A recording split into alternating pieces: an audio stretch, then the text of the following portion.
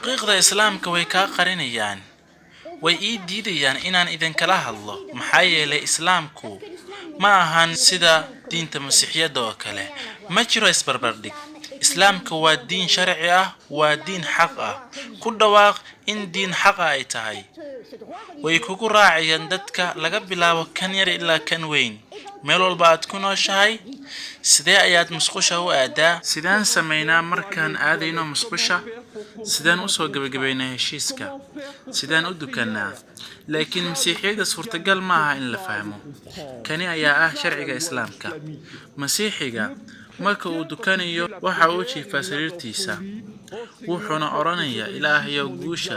igu kaalmay mararka qaar wuxuu dhahaa calaamadda istilaabka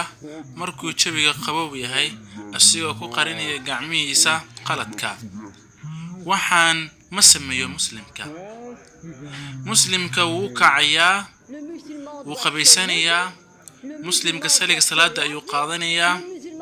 muslimka sida uu doono uma dukado iyo waqti kasta iyo meel kasta